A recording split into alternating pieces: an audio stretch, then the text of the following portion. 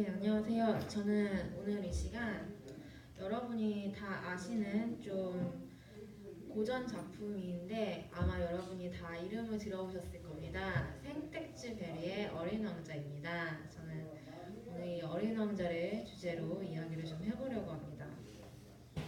이 어린 왕자는 굉장히 유명한 동화입니다. 그런데 이 동화를 아는 어린이들은 별로 없습니다. 그 대신 그 아는 어린이들은 별로 없는 대신 그 아는 성인들은 굉장히 많습니다. 왜냐하면 이 동화는 아이들을 위한 동화가 아니라 어른을 위한 동화로 더욱 유명합니다. 그래서 어른들이 정말 좋아하는 동화고 저 역시도 제가 어릴 때 이 동화를 읽었을 때는 정말 재미가 없었습니다. 제가 동화 작품을 정말 많이 읽었는데 어릴 때 제가 읽은 동화 중에 정말 기억에도 잘 안 남고 왜 이 동화가 유명했을까? 저는 어렸을 때 이 동화를 읽으면서 정말 이렇게 재미없는 동화를 왜 사람들이 좋아할까 생각을 했었습니다. 그런데 이제 좀 더 시간이 지나서 성숙해진 모습으로 이제 동화를 읽었을 때는 또 새로운 것이 보였습니다. 그러면서 한편 이런 생각도 들었죠. 동화는 원래 아이들을 위해서 쓰는 것인데 아이들이 이해하지 못하고 어른들이 이해할 수 있는 그 동화가 과연 어떠한 의미가 있을까라는 반문을 또 하게 되는 작품이기도 하였습니다. 이제 그만큼 이 작품이 좀 어려운 의미를 가졌고 또 아이들의 그런 세계관보다는 어른들의 시대, 어른들의 가치관과 또 상통하는 부분이 많기 때문에 이 글을 가지고 이야기해 보도록 하겠습니다. 어린 왕자는 당연히 다른 우주의 다른 별에서 왔습니다. 이걸 소행성이라고 하는데 한 612번째로 발견됐다. 아주 조그마다 해서 B612 뭐 이런 식으로 불려지고 있습니다. 이 별은 굉장히 작습니다. 이 별은 너무 작아서 집 한 채만한 크기인데 그 별에 어린 왕자는 단 혼자 살고 있습니다. 그래서 아무도 없고 어린 왕자 혼자서 살면서 너무 심심하니까 어떻게 해야 되지 하면서 나무도 키우고 장미도 키웁니다. 그런데 이 나무를 키우는 일이 너무 어렵습니다. 나무가 장미나무와 바오밥 나무가 있습니다. 그런데 장미나무는 괜찮습니다. 예쁘고 괜찮은데 바오밥 나무는 하루만 게을리해도 그 뿌리가 벌을 다 가려버립니다. 그래서 생존이 위험해질 수 있기 때문에 매일같이 나무 뿌리를 잘라줘야 됩니다. 그런데 이 장미나무와 바오밥 나무를 구분하는 일이 또 어렵습니다. 그래서 어린 왕자는 매일같이 자신의 하루를 이 바오밥 나무의 뿌리를 제거하고 또 이것이 장미나무와 너무 비슷한데 잘못해서 장미나무를 베어버리면 자신의 하나뿐인 장미가 죽어버리기 때문에 그걸 하루 종일 고민합니다. 하루 종일 고민하고 나무 뿌리를 청소하고 다시 또 잘라주고 그것이 어린 왕자의 하루입니다. 어린 왕자가 일생을 그렇게 살았습니다. 그렇게 살다가 하루는 더 이상 못하겠다. 더 이상 이런 짓은 못하겠다. 너무 힘든 겁니다. 내가 고작 나무 뿌리나 자르려고 이 별에 태어난 것인가. 너무 허망했던 거죠. 나는 왕자인데, 나는 어리지만 왕자로 태어났는데 고작 나무 뿌리나 자르면서 내 생애를 마감해야 하나. 너무 보잘것없이 느껴지는 겁니다. 그래서 안 되겠다. 다른 별들을 가보자. 다른 별 사람들이 어떻게 살고 있는지를 내가 직접 봐야겠다 생각을 합니다. 그래서 이제 어린 왕자는 용감하게 다른 별로 가려고 하죠. 이때 또 장미와의 마지막 대화가 굉장히 눈물겹습니다. 원래 장미는 굉장히 까칠하죠. 가시도 많고. 그래서 어린 왕자를 굉장히 못살게 굴었습니다. 그래서 항상 공주인 척하면서 온실 속의 화초처럼 나를 위해서 유리관도 갖다 달라. 밤이 되면 또 밤 공기 쐬야 되니까 다시 또 빼달라. 다시 또 유리관 씌워달라. 이런 말로 항상 하루 종일 어린 왕자를 부려먹습니다. 그래서 어린 왕자는 장미를 떠나게 되는 게 너무 서운하지만 또 한편으로는 굉장히 쌤통이라는 생각을 합니다. 그래서 이제 어린 왕자가 작별을 딱 말을 하죠. 그랬는데 장미가 너무나 성숙하게 어린 왕자를 보내줍니다. 아주 쿨하게 여행 잘 갔다 오라고 합니다. 어린 왕자는 오히려 걱정이 되죠. 나 없이 저 장미 한 송이가 이 별에서 혼자 견딜 수가 있을까? 유리관도 씌워주지 못하고 아무것도 하지 못하는데 저 어린 왕자는 어떻게 내 장미가 견딜 수 있지 하고 매우 고민을 하고 걱정합니다.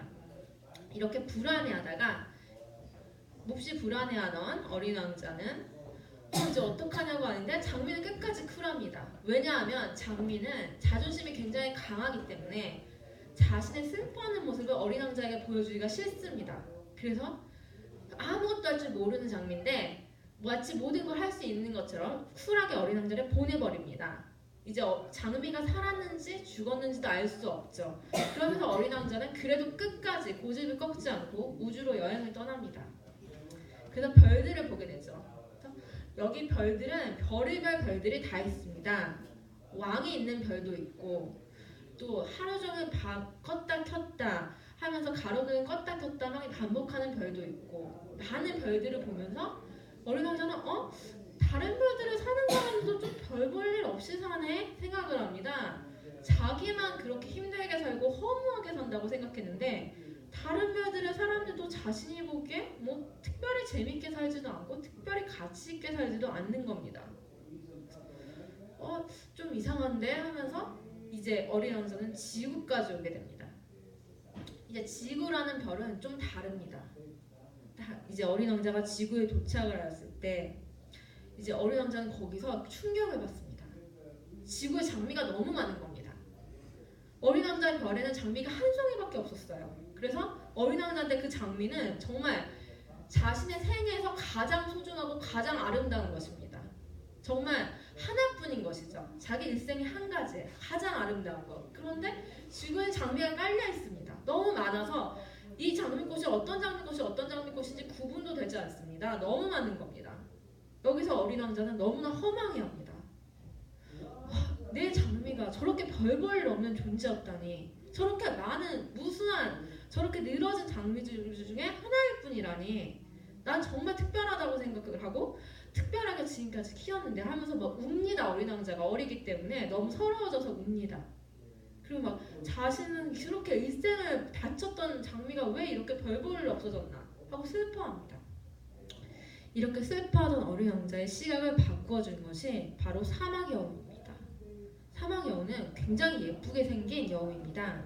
여우인데 토끼 비슷하게 생겨서 생김새도 매우 작고 매우 온순하고 아주 아름답고 깜찍하게 생겼습니다. 그런데 이 사막 여우를 어린 왕자는 사막에서 만납니다. 그런데 이 사막 여우가 또 유명한 말을 남기죠. 그 아주 유명한 말인데, 네가 3시에 오기 시작한다면 뭐 나는 1시부터 뭐 아주 행복해질 거다, 이런 말을 남깁니다. 왜냐하면 너를 기다리는 시간 동안, 네가 올 거라고 기다리는 그 시간조차 나는 행복해질 것이기 때문에. 그리고 자신을 길들여 달라고 어린 왕자를 유혹합니다. 여우답게 이제 유혹을 하는데, 여기서 이 길들인다는 것에 대해서 여우가 내리는 정의가 굉장히 놀랍습니다. 여우는 길들인다는 것을 자신의 것으로 책임을 지는 행위라고 말합니다. 그냥 나의 것이다 이게 아니라 나의 것이기 때문에 내가 그것에 대한 책임감을 가지고 책임감 있게 행동하는 것. 그냥 소유로 그치는 것이 아니라 내가 내 것에 책임감을 가지고 끝까지 그 책임감과 의무를 저버리지 않는 것. 그것이 길들이는 것이라고 말하죠. 여기서 어린 왕자가 땅을 치면서 내가 장미꽃을 길들인 것이구나. 그리고 장미꽃이 나를 길들인 것이구나 라는 걸 생각합니다. 더 이상 어린 왕자에게 장미꽃은 별 볼 일 없는 존재가 아니었습니다. 자신의 하나뿐인 꽃이었고 평생 동안 어린 왕자는 이 장미꽃을 아주 소중히 여겼죠. 아주 소중히 계속해서 지켜왔고, 그 장미 한 송이가 사실 얼마 안 갑니다. 여러분도 다 아시겠지만 장미 한 송이 집에 예쁘다고 키워보면 1주일, 2주일에 가기가 힘듭니다. 그런데 어린 왕자는 일생 동안 그 장미꽃을 키운 겁니다. 시들지도 않고 장미를 키운 겁니다. 얼마나 온갖 정성을 다해 키웠으면 그 생물체도 자라기 힘든 곳에 장미가 굳건히 자랄 수 있었을까요? 그만큼 최선을 다해서 어린 왕자는 장미를 기들이고 사랑했던 것이죠. 그래서 자신의 사랑은 정말 참사랑이고 자신이 정말 이 장미꽃에 대한 책임감이 있다라고 생각을 하는 겁니다. 그래서 어린 왕자는 다시 자신의 별로 돌아가길 원합니다. 이제 사망 여우와 함께 있는 것이 아니라 나는 장미에게 돌아가야겠다 이렇게 이야기를 하죠. 왜냐하면 갑자기 자기의 별이 되게 소중해지고 자신이 오랜 시간 동안 지켜온 장미가 굉장히 소중한 존재가 되었기 때문이죠. 근데 사막 여우가 또 여기서 굉장히 쿨합니다. 이게 프랑스 동화이기 때문에 그 프랑스인들의 정서를 담아서 이제 프랑스인들이 사랑을 아주 열정적으로 하고 이별을 아주 쿨하게 하는 정서가 있습니다. 그래서 이 장미도 아까 쿨했지만 이 여우 역시 굉장히 쿨합니다. 그래서 이 여우 역시 이제 쿨하게 어린 왕자를 보내줍니다. 보내주면서 보통은 네가 나를 기다렸으니까 나도 책임을 져야지. 왜 장미꽃만 책임을 지니? 이렇게 말을 할 법도 한데 그런데 여우는 그래 너는 장미꽃을 길들였기 때문에 그리고 장미꽃은 너가 없으면 살아갈 수 없는 존재이기 때문에 너는 장미꽃에 대한 책임을 져야 해. 그러니까 너는 다시 네 별로 돌아가야 돼 하면서 어린 왕자를 보내줍니다. 이것이 또 사막 여우만이 할 수 있는 사랑일 것입니다. 사랑을 하지만 또 그만큼 쿨하게 상대를 위해서 그 상대방이 일평생을 바치는 어떤 가치 있는 무언가를 위해서 그렇게 보내줄 수 있는 마음 그건 역시 사랑이기 때문이죠. 그래서 이 어린 왕자라는 작품은 그렇게 사랑에 대해서 또 자신이 길들이고 내가 책임감을 가지고 내가 가치 있게 지켜온 무언가 그런 것에 대해서 이야기하는 작품입니다. 그래서 이 이야기로 생텍쥐베리는 굉장히 유명해졌고 원래 생텍쥐베리가 실제로 비행사였습니다. 비행사였는데 이 작품으로 굉장히 유명해졌지만 생텍쥐베리의 체오는 역시 비행을 떠나다가 마치 어린 왕자처럼 갑자기 하늘에서 실종되어 버리죠. 그가 탄 비행기가 어디로 떨어졌는지 우리는 알지 못하고요. 그렇게 마치 자신의 동화 그대로 그렇게 그의 인생을 마감하게 됩니다. 이 이야기를 보면서 저는 이 장미와 어린 왕자와 또 여우와 이 모든 상황들이 마치 어쩌면 우리가 하나님을 사랑하고 예수님을 사랑하고 예수님이 또 우리를 사랑하고 그럴 때의 모습과 또 흡사하지 않을까 생각을 합니다. 장미, 우린 보통 샤론의 꽃 예수하면서 또 찬송을 열심히 부르지 않습니까? 그런데 이 샤론의 꽃을 보면은 사실 원어로는 또 히비스커스라는 뜻을 가지고 있는데요. 이것이 또 치유의 의미입니다. 그래서 이 꽃이 장미로도 여겨지고 수선화로도 여겨진다 해서 그 한국 찬송가에는 샤론의 꽃이라고 표기를 해놓았습니다. 원래 영어로는 로즈라고 써져 있지만 또 한국에서는 또 그렇게 의미를 해놓았는데요. 이렇게 이 샤론의 꽃 예수처럼 그런 힐링의 의미 여기서 장미는 힐링을 가르치죠. 그 힐링처럼 우리가 예수님을 생각할 때 예수님이 어떻게 해주셨습니까? 우리에게 치유를 해주셨습니다. 병든 자, 아픈 자들을 어떻게 하셨죠? 일단 고쳐주시고 봅니다. 일단 고쳐주시고 그 다음에 어떻게 하죠? 밥을 먹여주시죠. 고쳐주시고 굶주림을 낫게 해주시고 그러니까 그의 신체적인 부분부터 그의 생활적인 부분 그 모든 것을 다 그런 식으로 채워주시죠. 다 힐링해 주시죠. 그의 삶 전체를 힐링을 해주시는 거죠. 그런데 우리가 할 수 있는 건 무엇입니까? 우리는 그냥 예수님을 사랑하고 기도하고 그러죠. 그것만으로도 우리를 구원해 주시죠. 우리를 위해서 예수님이 우리에게 막 무엇을 시키지 않습니다. 너 나를 위해서 이 일을 해라 저 일을 해라 예수님이 그렇게 막 시키지 않습니다. 물론 가끔 하나님께서 역사하셔서 나는 이제 가야겠다 부름을 받고 가는 일들도 있습니다. 이제 호출을 받아서 그럴 수도 있지만 우리는 예수님께서 시키기 때문에 하는 것이 아니라 우리가 순종을 하기 때문에 하는 것이죠.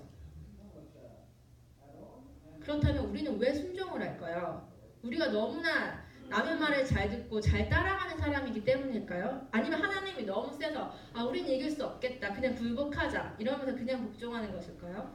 아닐 겁니다. 그만큼 우리도 하나님을 믿고 사랑하는 마음이 있기 때문에 또 하나님 그만큼 사랑을 받고 축복을 받고 싶은 마음이 있기 때문에 그래서 순종을 하는 것이죠. 그런 아름다운 사랑 그래서 우리는 이렇게 힐링을 통해서 회복을 해야 합니다. 우리의 몸도 마음도 정신도 모든 것을 주님 앞에 내려놓고 회복하는 역사 여러분께도 있으시길 바라면서 오늘 이야기 마치도록 하겠습니다. 감사합니다.